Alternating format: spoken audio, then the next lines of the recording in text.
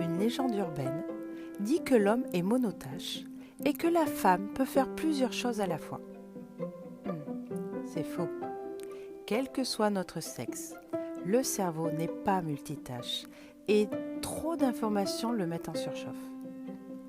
Surbooké, épuisé, en surchauffe cérébrale, vous faites 30 000 choses à la fois et vous vous sentez déboussolé? C'est normal. Alors qu'il reçoit en permanence un grand nombre de stimuli sensoriels et intellectuels, le cerveau a pourtant une capacité limitée de traitement de l'information. On parle de surcharge cognitive car on veut faire trop de choses à la fois. Le cerveau est perdu et il sature.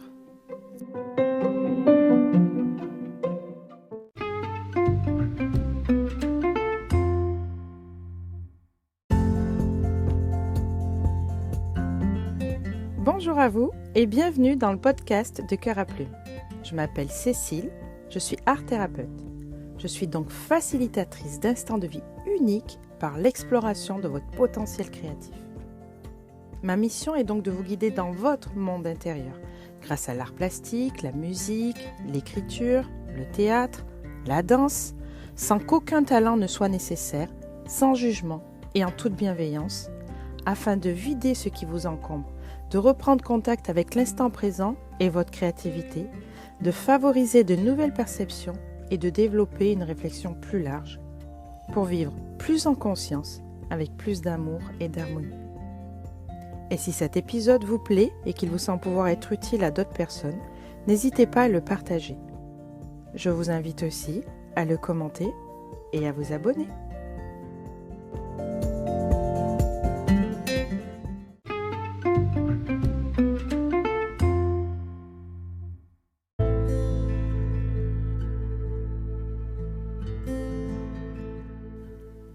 Connaissez-vous Kali? Mais si, Kali est la princesse hindoue aux 4 bras, qui crée le monde autant qu'elle le détruit. Dans notre imaginaire, elle est capable de tout faire simultanément. Nous courons tous après le temps, ce qui nous pousse à faire beaucoup de choses à la fois. Nous téléphonons en conduisant, faisons la cuisine en suivant les devoirs des enfants. En plus, généralement dans la société, le rôle des individus est multiple. Les femmes ont acquis le droit de mener une carrière sans pour autant mettre de côté la vie de famille. Les hommes sont davantage pères, plus présents en famille aujourd'hui. Et les rôles sont multiples pour tous au sein des entreprises. L'accélération des progrès technologiques nous contraint à maîtriser de front plusieurs canaux de communication. Aux conversations de vive voix se sont ajoutés au fil du temps le téléphone fixe, qui dérangeait déjà nos parents de manière intempestive. Mais en plus, le téléphone portable et les mails, qui demandent souvent, croit-on, de l'immédiateté. Nous sommes devenus de vraies petites entreprises portatives, joignables à tout moment, y compris pour certains lors de nos plages de vie privée. À cela s'ajoute la pression de la crise économique. Chacun se doit de faire un effort pour être plus polyvalent et ainsi plus rentable. Mais ces modèles de fonctionnement, s'ils sont évidents pour beaucoup d'entre nous, sont faux. En effet, pour effectuer une tâche correctement, cheminer sereinement, la clé est de faire une chose après l'autre. Ainsi, le multitâche est humain, mais entraîne une énorme perte de temps. Selon une étude américaine, on s'est rendu compte que faire 2 choses à la fois était quasiment impossible.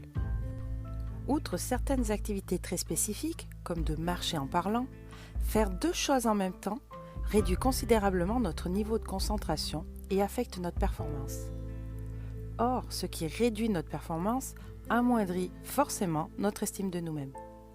Non seulement une tâche inachevée nous renvoie à une image négative de nous-mêmes, mais en plus, en nous retrouvant face à notre échec, nous ouvrons ainsi la porte aux voix culpabilisantes.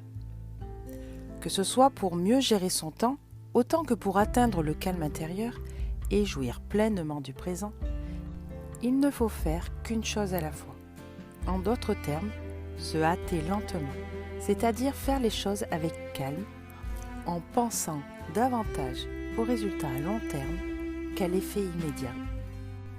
Enfin, Faire une chose après l'autre nous fait gagner, de façon très pratique, ce temps après lequel nous semblons courir sans jamais parvenir à le rattraper en attaquant tout de front. Nous gagnons en efficacité et c'est la meilleure arme contre la fuite du temps. Ne vaut-il pas mieux pour préparer un dîner un seul plat principal élaboré et cuit parfaitement qu'une entrée, un plat et un dessert immangeables car inachevés? À long terme, on gagne du temps car on évite ainsi de refaire ce qui est déjà fait. Et puis il faut être réaliste dans ses ambitions. Le risque, à vouloir tout faire en même temps, est d'être trop ambitieux. Lorsqu'on dresse une liste trop longue, infaisable raisonnablement, on risque de s'épuiser à cause de chimères et de se décevoir soi-même. Il faut parvenir à être lucide sur ses capacités. Pour cela, il faut s'appuyer sur nos précédentes expériences positives. Comment avons-nous mené des projets à bien? En combien de temps? Quels écueils avons-nous rencontrés et comment les avons-nous évités? Il faut également se fier à nos dispositions du moment.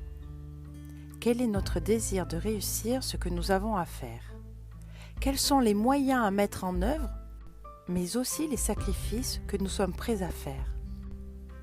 Il s'agit avant tout d'être à l'écoute de soi-même, sans faux semblant ni prétention. Lorsque l'on est trop ambitieux pour soi-même, c'est un signe que l'on se connaît mal, ou l'on oublie qui on est. On est comme double, l'un contraint l'autre à répondre à ses attentes. Comme lorsque l'on se reproche des tâches inachevées, on dissocie alors son moi authentique de son moi superficiel. On laisse la place à des voix culpabilisantes et c'est un des obstacles majeurs au calme intérieur.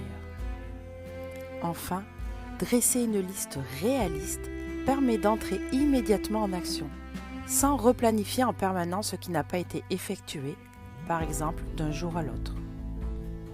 Cela laisse toute la place à l'action et permet ainsi d'être au monde, de vivre sa vie simplement, dans le calme, sans réflexion parasite.